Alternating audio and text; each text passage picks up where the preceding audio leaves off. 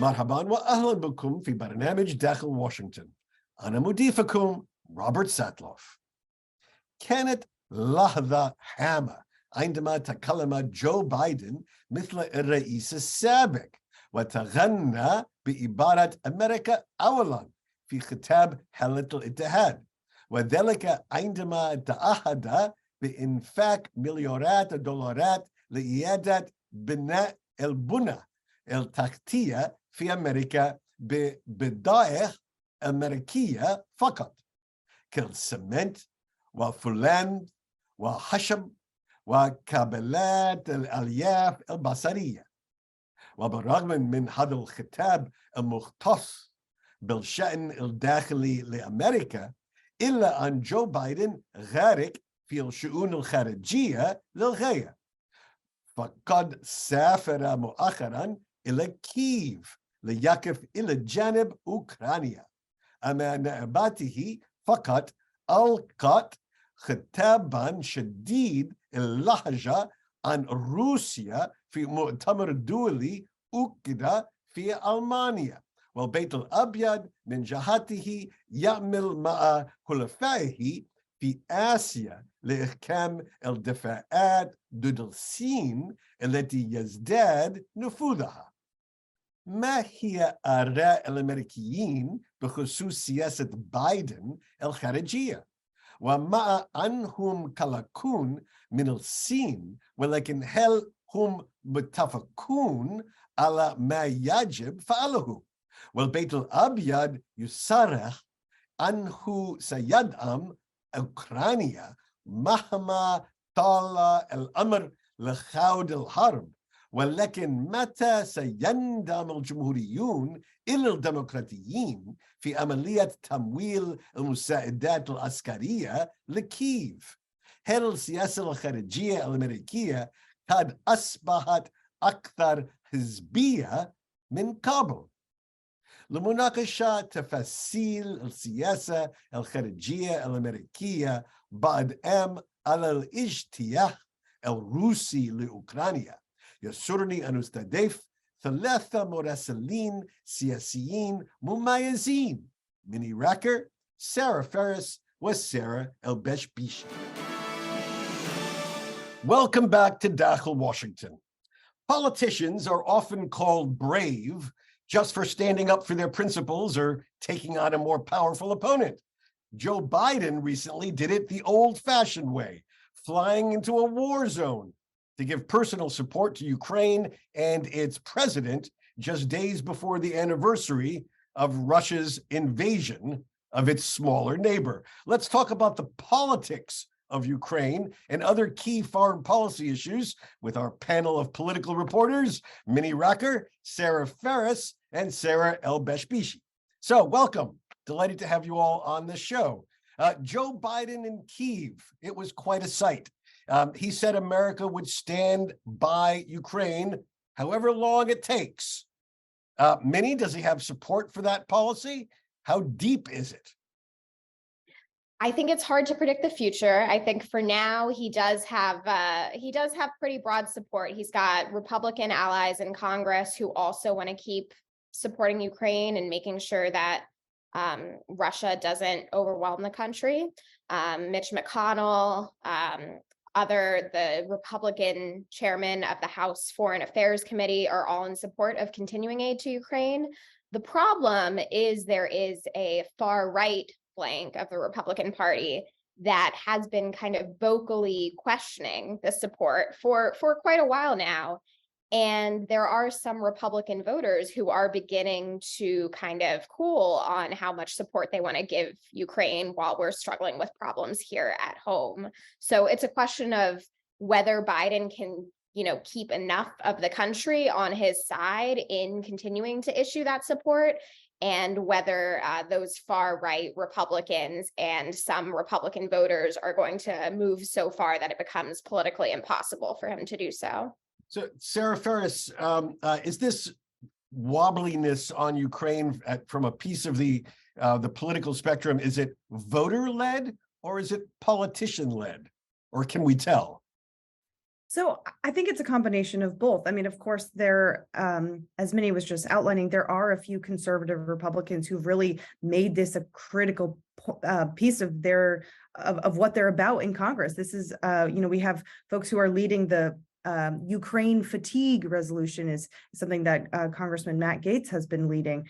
So this is becoming part of their brand. They think it's a way to show this kind of America first persona that, of course, we saw former President Donald Trump first really exemplify it. And there's a lot of his followers who are continuing that. But there is, of course, voter fatigue with this issue as well, particularly those who maybe aren't as caught up in exactly what's happening and exactly what's at stake, and folks who maybe didn't live through some of the Cold War, maybe who are just more interested in what's happening with the US economy. Of course, there's a lot of uncertainty there. We're not quite at a recession, but there's a lot of fears about, exactly what's going to happen with, the job numbers might be all right for now, but people on an individual level aren't necessarily feeling that. So I think there's definitely a combination of wanting to take advantage of making a headline and saying that you oppose Ukraine aid, but also back home, there are going to be voters who don't feel that this benefits their own personal lives for whatever reason.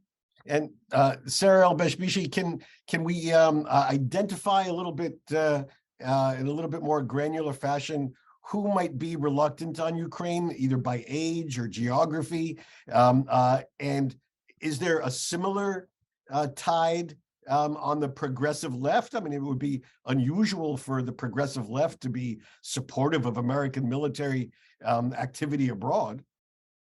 It kind of depends on where people are getting their understanding and information on that. So I don't think it's really clear cut, like one side is more or less supportive. There definitely is pockets of that, but I don't think it's one or the other.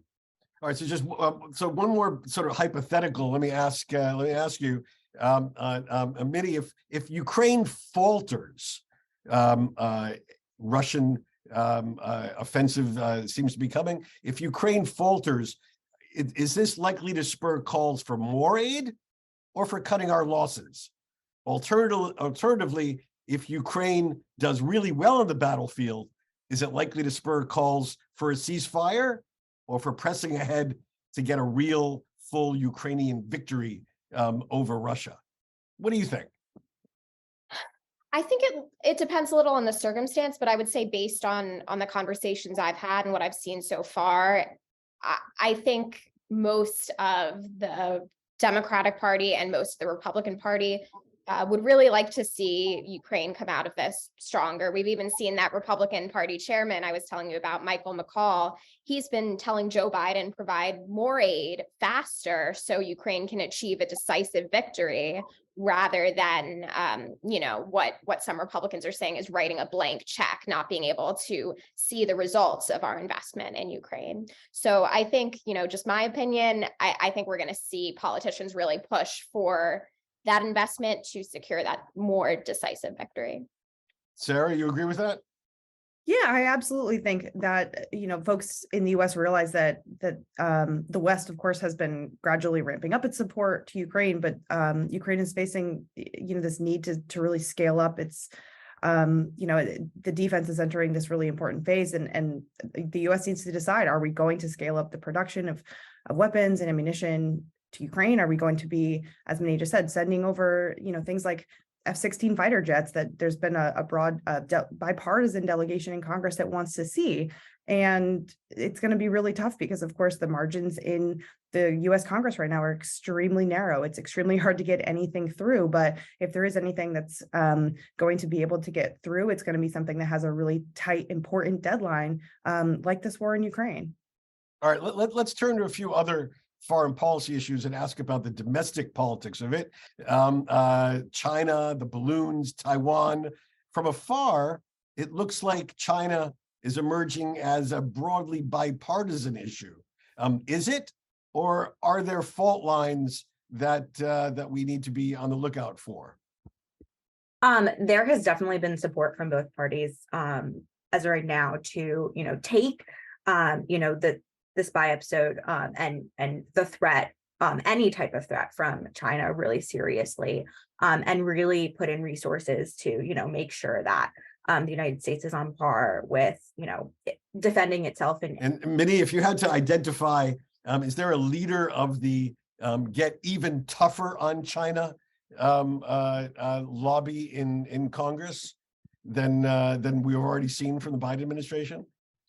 I mean, I think there's a lot of, especially more right-wing Republicans who have been really harsh on Biden with this. But I want to bring up one moment that I was there for during the State of the Union, when we saw Marjorie Taylor Greene, who's one of the most, right-wing members of Congress, yelling at President Biden while he was giving his address, to basically crack down on China. She had tried to bring a model balloon to the speech to draw attention to the spy balloon that was flying over the US.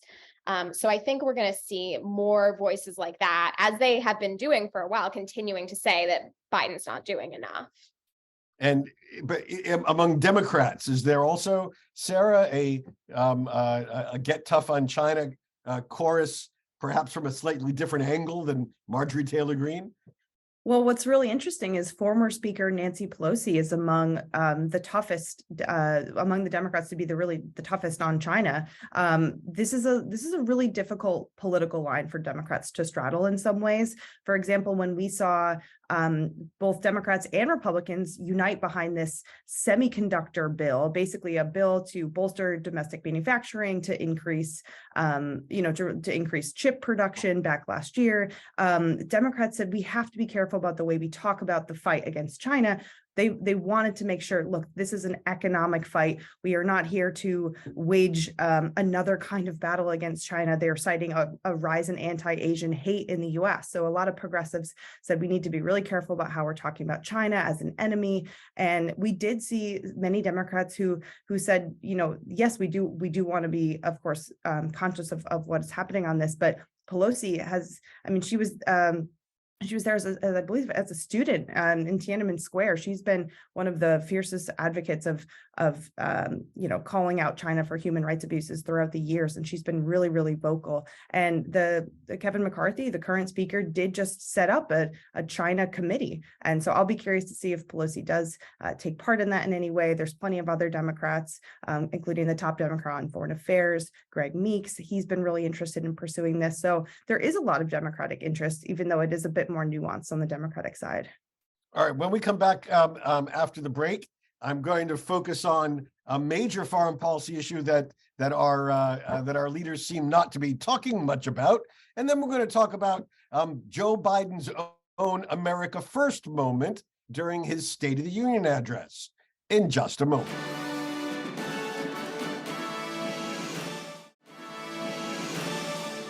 Again, our guests today include Sarah Ferris. Sarah covers Congress for Politico, a multimedia platform that is all politics all the time. A native of Newtown, Connecticut, she has also reported for The Hill and The Washington Post. Also joining us is Minnie Racker. Minnie is a campaigns staff writer at Time Magazine. Previously, she was a staff writer at National Journal, and she reported for the Los Angeles Times. Her work covers the intersection of politics, identity, and culture. And with us today, for the first time, is Sarah El-Beshbishi. Sarah is a politics reporter at USA Today, where she covers American political campaigns and legislative battles. All right, Sarah, let me ask you about Iran. Iran was a huge issue under Donald Trump, who withdrew from the Obama-era nuclear deal. Today, almost no one talks about Iran in the political sphere anymore, even though it's perilously close to a nuclear weapons capability. With all this stuff on the news about Ukraine, about Russia, about China, is there just not room in our foreign policy attention span for Iran anymore? That's definitely one way to look at it. That's probably not wrong. I think the moment that there is something timely or something breaking that relates to Iran, it will become the next thing in our news cycle. I mentioned earlier, Minnie, about Joe Biden's America First moment, and here I was talking to remarks he made. I know you were there with the State of the Union address. Remarks he made about Buy America, and his big emphasis on how all the infrastructure spending that we're going to do, huge infrastructure plan that went through Congress. It's going to all be Buy America, cement, steel, fiber optics, you name it. Will this, what's the politics of this? Is this an attempt to eat into some of blue collar support that has recently gone to the Republicans? I think it's pretty on brand for Biden. It's kind of a safe place for him to go. The infrastructure bill was obviously, a huge accomplishment, maybe going to be one of the biggest accomplishments he's able to run on. I was in Philadelphia recently, and there was a big sign just on the street, infrastructure improvements, thanks to Joe Biden. So I think, being able to go in that direction of, we're going back to kind of the roots of America, the infrastructure, the materials, the manufacturing, and being able to make that case to workers. I think Joe Biden loves doing that. And Sarah, can he be both the internationalist president, getting back into this accord, that accord, helping our allies abroad, and be the Buy America president at the same time? Well, I think he doesn't really have a choice, because one thing that we haven't really talked about much is a key reason that Biden has shifted his focus abroad is that he no longer controls both chambers of Congress. The House is now controlled by Republicans. If he wants to say that he's getting anything done, he's going to have to either focus on really popular bipartisan ideas, like, as Minnie just outlined, kind of the Buy America, improving domestic manufacturing priorities, or, really look at some of these, whether it's renewing various treaties, whether it's just cooperation with other international leaders. And that's, I think, been a huge focus of the last couple of months of this new Congress that, again, is extremely narrow margins, extremely divided, and nobody's really looking to Congress and to the president to pass any major domestic legislation right now. Well, that's certainly seems to be the case. All right, let's shift gears. We have a few minutes left. I want to ask about a couple of people who have been making news in the political world. Sarah, we saw the first real contender emerge to take on Donald Trump, Nikki Haley, until now a Trump loyalist, someone close to the former president. Is the dam bursting on support for Trump within the Republican Party? You've seen voters kind of split on that, especially voters on the right within the Republican Party, or voters who are likely to vote Republican.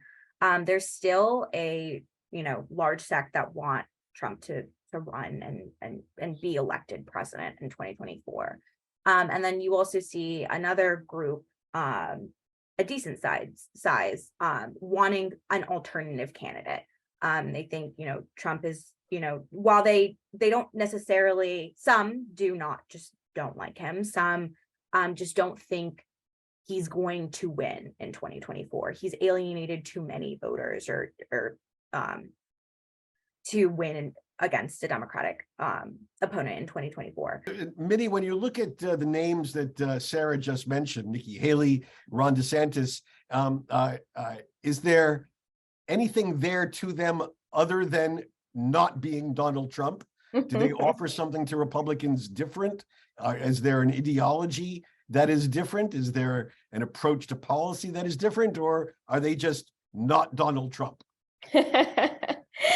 Oh, that's a good question. I think it's going to take a little while for us to actually see if there's any policy differences. But I think the thing right now about this election is a lot of people want what they call Trump's policies without Trump.